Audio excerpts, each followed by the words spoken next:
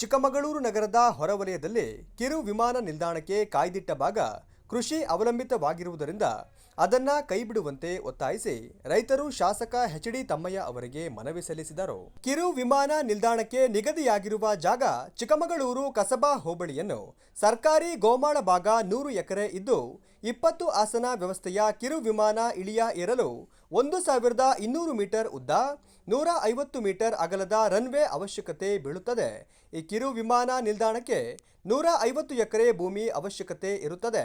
ಆದರೆ ಚಿಕ್ಕಮಗಳೂರು ಈಗಾಗಲೇ ಅಭಿವೃದ್ಧಿ ಪಥದಲ್ಲಿ ಸಾಗುತ್ತಿದ್ದು 20 ಆಸನದ ವಿಮಾನ ತಾತ್ಕಾಲಿಕವಾಗಿ ಕಾರ್ಯನಿರ್ವಹಿಸಿದರೂ ಕೆಲವೇ ದಿನಗಳಲ್ಲಿ ಈ ಕಿರು ವಿಮಾನ ನಿಲ್ದಾಣವನ್ನು ಮೇಲ್ದರ್ಜೆಗೇರಿಸಬೇಕಾಗುತ್ತದೆ ಎಂದು ರೈತರು ಹೇಳಿದ್ದಾರೆ. ಸರ್, ಈಗಾಗಲೇ ಸರ್ಕಾರ ಒಂದು ಕಿರು ವಿಮಾನ ನಿಲ್ದಾಣ ಚಿಕ್ಕಮಗಳೂರಿಗೆ ತರಬೇಕು ಅನ್ನೋ ನಿಟ್ಟಿನಲ್ಲಿ ಕಾಲಿಟ್ಟಿದೆ.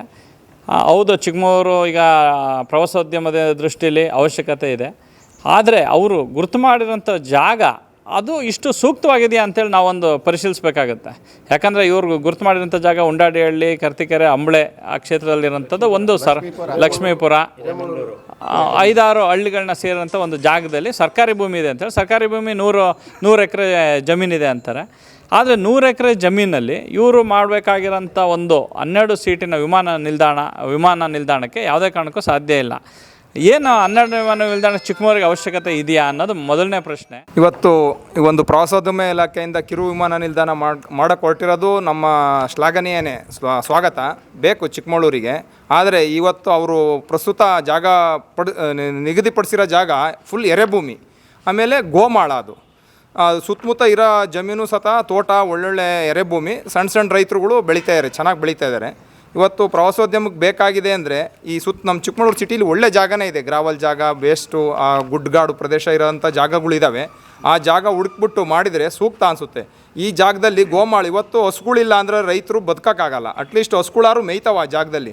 ಆ ಗೋಮಾಳ ಅಂತಲೇ ಬಿಟ್ಟರೆ ಆ ಜಾಗ ಅನುಕೂಲ ಆಗುತ್ತೆ ರೈತರಿಗೆ. ಸುತ್ತಮುತ್ತಲ 7-8 ಹಳ್ಳಿ ಇದೆ, ಕೋಟೆ, ಮೂರ್ಮನೆಹಳ್ಳಿ, ಇದು ಲಕ್ಷ್ಮೀಪುರ, ಹಿರೇಮಗಳೂರು, ಕರ್ತಿಕೆರೆ, ತೇಗೂರು, ಇವೆಲ್ಲ ಸ್ವಲ್ಪ ಸಣ್ಣ ಪುಟ್ಟ ರೈತರುಗಳು 4 ಹಸು 5 ಹಸು ಕಟ್ಕೊಂಡಿರ್ತಾರೆ. ಅವ್ರಿಗೆ ಆ ಗೋಮಾಳದಲ್ಲಿ ಮೇಯೋಕ್ಕೂ ಅನುಕೂಲ ಆಗುತ್ತೆ. ಮುಂದೆ ಅದೇನಾದ್ರು ಗೋವಿಗೋಸ್ಕರನೇ, ಗೋವು ರಕ್ಷಣೆ ಮಾಡೋಕ್ಕೋಸ್ಕರ ಒಂದು ಜಾಗನಾರು ಸೇಫ್ ಆಗುತ್ತೆ. ಚಿಕ್ಕಮಗಳೂರು ಅಧಿಕಾರಿಗಳಾದ TC ಅವರಿಗೂ ಮತ್ತು ML ಅಧಿಕಾರಿ ಅವರಿಗೂ ಒಂದೇ ನಮಸ್ಕಾರಗಳು. ಏನೆಂದರೆ ಕಿರು ವಿಮಾನ ಏರ್ಪಾಡು ಮಾಡೋಕ್ಕೆ ಹೊರಟಿರುತ್ತಾರೆ. ಅಲ್ಲಿ ಸಣ್ಣ ರೈತರುಗಳು ಮಾತ್ರ ಇರುತ್ತಾರೆ. ಹಾಗೂ ಮತ್ತು ಚಿಕ್ಕಮಗಳೂರಿಗೆ ಎಕ್ಸ್ಪೆಂಡಿಂಗ್ ಚಾರ್ಜ್ ಲೆಕ್ಕ ಹಾಕಿದರೆ ಅಲ್ಲಿ ದೊಡ್ಡ ಶ್ರೀಮಂತರು ಯಾರೂ ಇಲ್ಲ. ಯಾಕೆ ಇಲ್ಲಿ ಕಾಫಿ ಬೆಳೆಗಾರರು ಈಗಲೇ ಕಾಫಿ ಡೌನ್ ಆಗಿರೋದ್ರಿಂದ ಯಾರು ಆ ಮಟ್ಟಕ್ಕೆ ಹೋಗೋ ಮಟ್ಟಕ್ಕೆ ಯಾರೂ ಇಲ್ಲ. ಮತ್ತು ಇಲ್ಲಿ ವಹಿವಾಟ ಭಾರಿ ಕಮ್ಮಿ ಇದೆ. ಹಂಗಾಗಿ ಇದು ರಾಜಕಾರಣಿಗಳು ಸೇರಿ ಮಾಡ್ತಾ ಇರೋದು. ಇದು ದಯವಿಟ್ಟು ಇದನ್ನು ತಪ್ಪಿಸ್ಬೇಕು ಅಂತ ನೀವು ಮನವಿ ಮಾಡ್ಕೊತಾ ಇದ್ದೀನಿ. ನಾಳೆ ದೊಡ್ಡದು ಮಾಡಬೇಕು ಅಂತ ಬರ್ತೀರಿ. ಸುತ್ತಮುತ್ತ ನಾವೆಲ್ಲ ತುಂಡು ಭೂಮಿ ಇರೋಂಥ ರೈತರುಗಳು, ಯಾರೂ ಎಕರೆಗಟ್ಟಲೆ ಇಲ್ಲ, 10 ಗುಂಟೆ 20 ಗುಂಟೆ ಈ ಥರ ಇದ್ದೀವಿ. ನೀವು ನಾಳೆ ದಿನ ಬಫರ್ ಝೋನ್ ಮಾಡೋದು, ಇಲ್ಲೇನು ಮಾಡೋಂಗಿಲ್ಲ, ಮತ್ತು ಮುಂದಕ್ಕೆ ಅದನ್ನು ವಶಪಡಿಸ್ಕೊಂತೀವಿ ಅನ್ನೋದು, ನಾವೆಲ್ಲ ಎಲ್ಲೋಗಬೇಕು. ನಾಳೆ ದಿನ ಚಿಕ್ಕ ಪುಟ್ಟ ಹಳ್ಳಿಗಳು ಮುಂದೆ ಬೇರೆ ಕಡೆ ಶಿಫ್ಟ್ ಮಾಡಿ ಅಂತೀರಿ. ಇದೆಲ್ಲ ಸುಮ್ಮನೆ ತೊಂದರೆ ಆಗುತ್ತೆ ಅಂತೇಳಿ ಇದು ಮಾಡೋದು ಬೇಡ ಅಂತೇಳಿ ನಮ್ಮ ಮನವಿ. ಸುತ್ತಮುತ್ತ ಇರ್ತಕ್ಕಂಥ ಫಲಭರಿತವಾದ ಜಮೀನಿರೋದ್ರಿಂದ 1 ಎಕರೆ 2 ಎಕರೆ ಇದೆ ಅಷ್ಟೇ. ಮತ್ತು ಇನ್ನು ಅದನ್ನು ಇವರು ವಶಪಡಿಸ್ಕೊಂಡ್ರೆ ಅವ್ರ ಜೀವನಕ್ಕೆ ತುಂಬ ತೊಂದರೆ ಆಗುತ್ತೆ. ಆದ್ದರಿಂದ ಇದನ್ನು ನಾವು ಮಾಡೋಕ್ಕೆ ಯಾವುದೇ ಕಾರಣಕ್ಕೂ ಬಿಡಲ್ಲ. ಇವತ್ತು ಏನು ಮಾಡಬೇಕು, ಈ ಸ್ಥಳದಲ್ಲಿ ವಿಮಾನ ಏನು ಬೇಕಾಗಿಲ್ಲ. ಬೇರೆ ಕಡೆ ನಮ್ಮ ನಾಯಕರು ಹೇಳಿದರು, ಬೇರೆ ಕಡೆ ಇದೆ ವಶಪಡಿಸ್ಕೊಳ್ಳಿ ಅಂತಲೂ ಕೂಡ ಹೇಳಿದರು.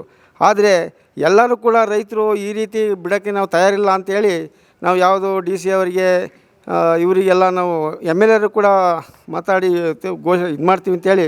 ಆದರೆ ನಾವು ಚಳುವಳಿ ಮುಖಾಂತರ ಕೂಡ ನೀವು ಬಿಡೋದೇ ಇಲ್ಲ ಅಂತೇಳಿ ನಾವು ಹಠ ತೋರಿ ನಾವು ಯಾವುದೇ ಕಾರಣಕ್ಕೂ ವ್ಯಕ್ತಪಡಿಸ್ತಾ ಇದ್ದೀವಿ ಅಂತ ಹೇಳ್ತೇವೆ. ಈಗ ಕಿರು ವಿಮಾನ ನಿಲ್ದಾಣ ಮಾಡೋಕ್ಕೆ ಇದು ಹೊರಟಿದ್ದಾರೋ ಅದು 12ರಿಂದ 20 ಸೀಟಿಗೆ ಮಾತ್ರ ಮೀಸಲಾಗಿದ್ದಾರೆ. ಸೊ ಈಗ ಗೌರ್ಮೆಂಟ್ ಕಡೆಯಿಂದ 12ರಿಂದ 20 ಸೀಟು ಫ್ಲೈಟ್ ಯಾವೂ ಇಲ್ಲ. ಇದು ಬೇಸಿಕಲಿ ಉಪಯೋಗ ಆಗೋದು ಪ್ರೈವೇಟ್ ಜೆಟ್ ತಗೋಬೇಕು, ಅವರೇ ಓಡಾಡಬೇಕು. ಸೊ ಆ ಉದ್ದೇಶದಿಂದ ಇದು ಮಾಡ್ತಾಯಿದ್ದಾರೆ ಹೊರತು ಈ ರೈತರಿಗೆ ಜನಸಾಮಾನ್ಯರಿಗೆ ಯಾವುದೂ ಉಪಯೋಗವಿಲ್ಲ. ಹಂಗಾಗಿ ಇದಕ್ಕೆ ಒಂದು ಸ್ವಲ್ಪ ಅಡ್ಡಿಪಡಿಸ್ಬೇಕು ಅಂತೇಳಿ ರೈತರೆಲ್ಲ ಆಕ್ಷೇಪ ಪಡಿಸ್ತಾ ಇದ್ದಾರೆ. ಇಲ್ಲಿರತಕ್ಕಂಥ ಸಣ್ಣ ರೈತರುಗಳೆಲ್ಲ ಅದರಲ್ಲಿ ಜೀವನ ಕಟ್ಕೊಂಡು ಬದುಕ್ತಿದ್ದಾರೆ. ಇದನ್ನೆಲ್ಲ ಕಳ್ಕೊಂಡು ಮುಂದಿನ ಭವಿಷ್ಯ ನಾವು ಹೇಗೆ ರೂಪಿಸ್ಕೋಬೇಕು ಅನ್ನೋ ಸರ್ಕಾರ ನಿರ್ಧಾರ ತಗೋಬೇಕಾಗಿದೆ.